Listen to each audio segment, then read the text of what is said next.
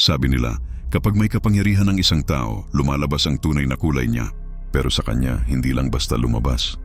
Kumalat ito sa bawat sulok ng buhay niya, dumungis sa lahat ng kanyang nadampian. Sa barangay, binubulong ang pangalan niya na may halong takot at pagkasuklam. May iilan na nagsasalita na parang may respeto, na para bang isa siyang Diyos ng kapalaran na kayang magbigay ng kahit ano gamit lang ang isang tawag. Pero karamihan, kinukwento siya na parang dasal na pabulong sa madilim na kapilya dahil pati pader daw may tenga kapag siya ang paksa. Politiko siya, ang taong nakasakay sa bulletproof SUVs na rumaragasang parang hari sa kalsada ng Metro Manila. Isa siyang anino na magtatanong katuloy kung may pag-asa pa ba talaga ang bayan. Kilala ng lahat ang mukha niya, nakaplaster sa mga billboard tuwing eleksyon, ngumungiti na para bang tunay na nagmamalasakit sa mahihirap, sa manggagawa, sa mga biktima ng baha. Pero kapag wala na ang kamera, tawa lang siya ng tawa sa mga taong iyon na siya ring nagpanalo sa kanya. Hindi siya matitinag at alam niya iyon. Ang umaga niya, hindi nagsisimula sa tunog ng alarm clock o tilaok ng manok, kundi sa ugong ng mga imported na makina ng kotse. Bago pa man sumikat ang araw, nakapila na ang convoy sa labas ng kanyang mansion sa isang eksklusibong village sa Maynila. Mga gwardiya ay parang estatwa, may hawak na baril na mas mahal pa sa kita ng isang pamilya sa isang taon. Sa loob ng mansion, parang teleserye ang buhay, pero walang kamerang nangangahas na mag-shoot. Ang asawa niya, dating beauty queen na ngayoy sosyalera, nagbubulag-bulagan sa mga babae ng asawa niya. Dahil oo, ang mga kabit niya ay parang mga butil ng bigas. Nakakalat sa mga kondo sa BGC, Makati, Ortigas. Bawat isa may allowance na sapat na para mabuhay ng marangya habang buhay. Isang bukas na sikreto, pinagtatawanan pa sa inuman ng mamahaling whiskey sa mga private club. Dinadala niya ang isa sa Boracay, isa sa Palawan, isa sa Hong Kong para mag-shopping spree. Ang asawa, hindi umaalis. Bakit pa kung sa kanya dumadaloy ang salapi na parang alak kahit dahan-dahang kinakain ang dangal niya? At ang mga anak, Diyos ko ang mga anak. Kung ang amay katawan ng korupsyon, sila na may katawan ng kaguluhan. Ang panganay, kilalang lasenggo sa mga bar ng Makati, laging nag-aaway kapag may nakatitig sa kanya. May balitang sangkot siya sa isang hit and run. Isang kawawang driver ng tricycle ang naiwan sa kalsada sa Quezon City. May mga testigo pero napatahimik bago pa makapagsalita. Nawawala ang police report, nagkasira ang CCTV at kinabukasan ang anak ay tumatawa na sa resort sa Batangas, nakahiga sa poolside. Ang dalaga naman halos 20 anyos pa lang, hindi rin pahuhuli. May mga litrato niya, high sa designer drugs, kumakalat sa mga private group chat. Imbes na mahiya, ipinagyayabang pa niya ito, nagdaraos ng wild parties sa mga luxury condo. At ang bunso, kahit high school pa lang, naglalakad na parang hari. Nambubuli ng kaklase, paulit-ulit sinasabi, "Tatay ko ang boss. Di niyo ako kaya?" Buong pamilya ay lumalakad sa mundo na parang ang mga batas ay ginawa para sa iba, hindi para sa kanila at saan galing ang pera nilang ito. Alam ng lahat, hindi ito mahiwagang kayamanan. Galing ito sa bawat sirang kalsada sa probinsya, sa bawat proyektong pangbaha na bumabagsak agad kapag umulan, sa bawat overpriced na hospital bed na binili sa gitna ng emergency. Ang sistema, ginawa nilang alkansya ang bidding para sa government projects, isang palabas lang. Mga kontraktor na kapila may dalang sobre. At ang nananalo, lagi iyong may pinakamalaking kickback. 10-20%, minsan kalahati ng halaga ng proyekto, diretso sa bulsa niya. Yung bilyong pisong flood control project sa Pampanga, kalahati ghost project. Nasa papel lang ang kanal pero sa totoong buhay wala. Habang ang taumbayan lumulubog sa baha hanggang baywang, siya at ang mga kasabwat ay umiinom ng cocktail sa 5-star hotel. Pinagtatawanan ng masa, dapat matuto silang lumangoy. Sa City Hall, palabas ang dating niya. Dumarating naka-tailored suit, may kasamang bodyguard, ngumingiti sa kamera, niyayakap ang mahihirap para sa photo op. Serbisyo para sa tao, ang lagi niyang linya. Pero sa likod ng pinto, ang mga taong iyon ay numero lang, boto na bibilhin, piyesa na gagalawin. Mga kontraktor tinatawag sa opisina, hinihingan ng sobre sa ilalim ng mesa. Basta magmukha lang maganda sa press. Tatawa pa siya, winawalis ang paghihirap ng masa na parang langaw. Mga kabit binibilhan ng sasakyan, mga anak ipinapadala sa Ivy League schools abroad. Pero alam ng lahat na hindi nag-aaral kundi nagpa-party. Mga kaibigan sa politika sinasama sa Singapore para sa conference na sugalan lang pala. Pero lagi siyang nananalo sa eleksyon. Kada 3 taon, gumigising ang money machine. Sako-sakong pera ibinubuhos sa mga barangay. Bigas, noodles, sobre ng pera, lahat ibinibigay kapalit ng boto. Barangay captains nagiging sundalo niya, kumakalat ang kanyang gospel na parang misyonaryo. At ang taumbayan gutom at desperado tinatanggap ito, lagi. Paano nga ba tatanggihan kung mas malakas ang kumakalam na sikmura kaysa prinsipyo? Alam niya yon, umaasa siya doon, pero ang pinakamasakit para sa mga nakamasid, hindi lang ang krimen niya kundi ang kayabangan niya. Tuwang-tuwa siyang ipagyabang ang yaman sa TV, Rolex dito, Ferrari doon, yacht sa Subic. Sa mga private party sinasabi niya pa na ang dali-dali raw manipulahin ang sistema. Mga bobo ang tao, sabay hitit ng sigarong mas mahal pa sa isang taon ng sahod ng trooper ng jeep. Mabilis silang makalimot. Bigyan mo ng pera tuwing Pasko, kakalimutan lahat. Pero sa ilalim ng tawa, may unos na nabubuo, lalong lumalakas ang mga bulungan. Sa social media, may lumalabas na mga anonymous account, naglilista ng mga kontrata, naglalabas ng litrato ng mga anak niyang lasing at marahas, nagkukwento ang mga kasambahay na nakakita ng dumi mismo sa loob. Mga karibal niya sa politika, naaamoy na rin ang dugo. Pero walang nangangahas umatake ng todo. Bakit? Dahil may hawak din siyang baho laban sa kanila. Pare-pareho silang nakasabit sa parehong sabot. At iyon ang nagpapanatili sa kanya na untouchable. Sa sari-sari store, sa terminal ng tricycle, sa hintayan ng jeep, lagi siyang napapag-usapan. Ay, siya na naman. Bulong ng mga tao kapag may balitang delayed na naman ang bilyong pisong proyekto. Yung iba nagmumura. Yung iba napapabuntong hininga. Yung iba napapailing wala nang bago. Sa bansang binibili ang hustisya, isa lang siyang hari na nakaupo sa trono ng nakaw na piso. Pero kahit ang hari, maaring bumagsak. May mga bulong na nagsisilbing bitak sa dam. Isang araw magsasalita ang mga tao. Isang araw ang mga kwento na pabulong lang ay puputok ng malakas. At sa araw na yon, wala ng konvoy, walang mansion, walang kabit, walang bundok ng pera na makapagsasanggalang sa kanya laban sa galit ng taong nilapastangan niya. Pero sa ngayon, siya'y tumatawa, siya'y nagpipiesta, siya'y nagkakasala.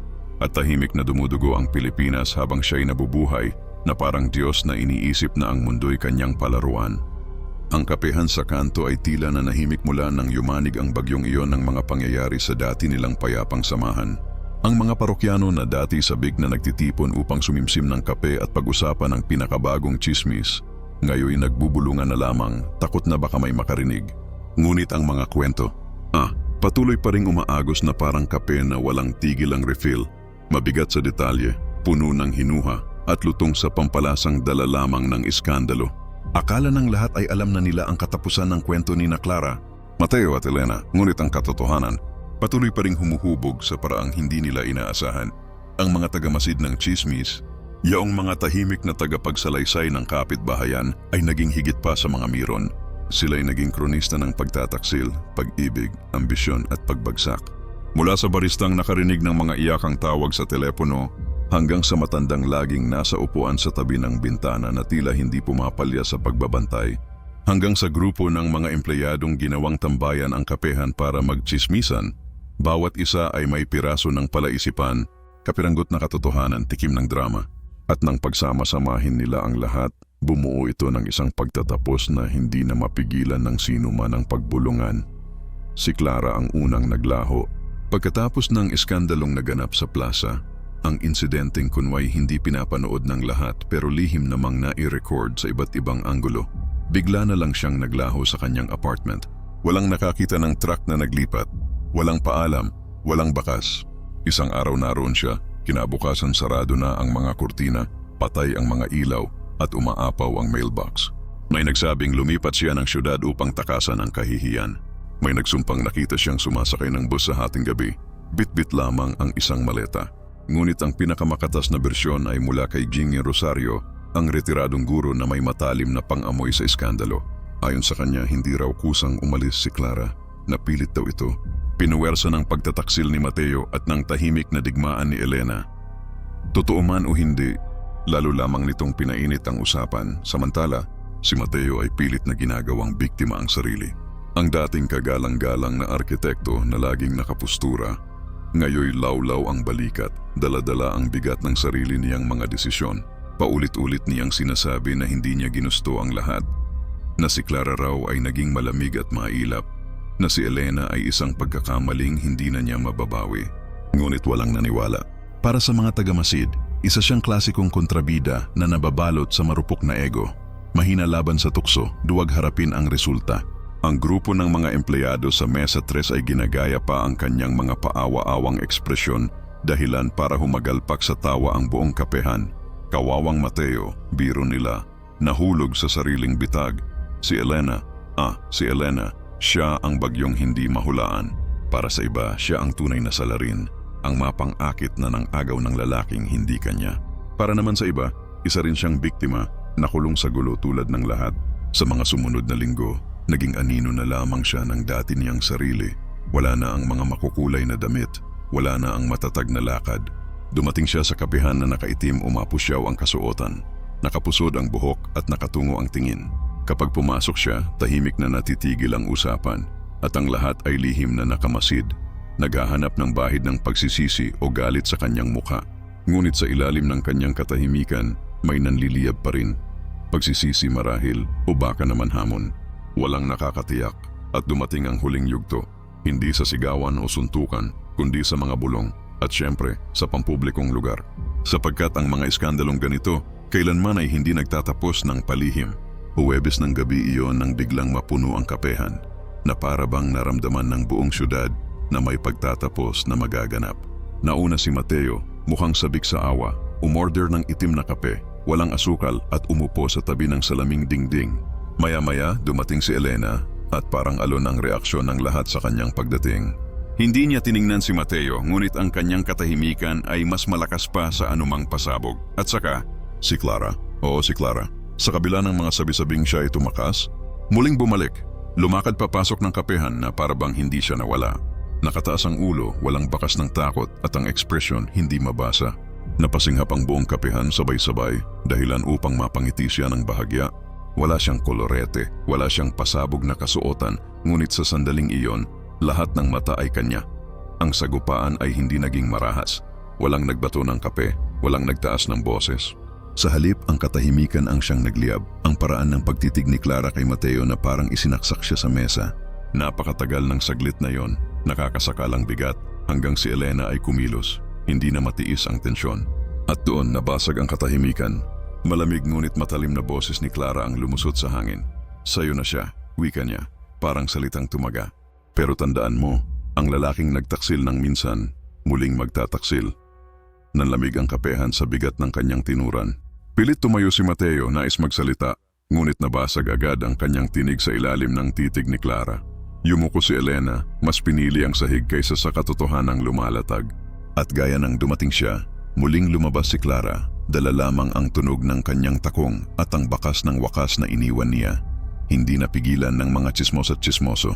Kumalabog ang mga group chat, kumalat ang mga TikTok bago pa man makaliko si Clara sa kanto. Para sa ilan siya ang reyna na muling nabawi ang dignidad.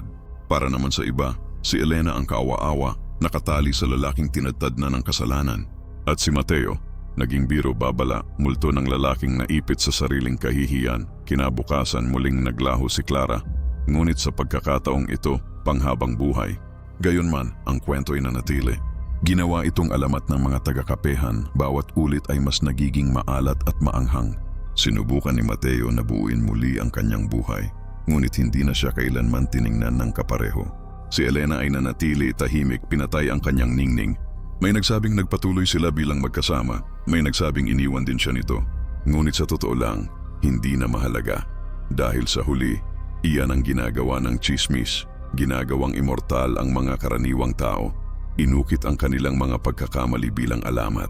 Sina Clara, Mateo, at Elena ay 3 taong nasangkot lamang sa magulong relasyon. Ngunit para sa mga taga-Masid, sila ang lahat-lahat, drama, trahedya, komedya, at aral sa iisang kwento. At ang wakas? Hindi pa talaga yun wakas. Isa lamang itong simula ng panibagong bulungan, sapagkat hanggat may nagtitipon sa kapehang iyon, ang kanilang kwento ay mananatiling buhay.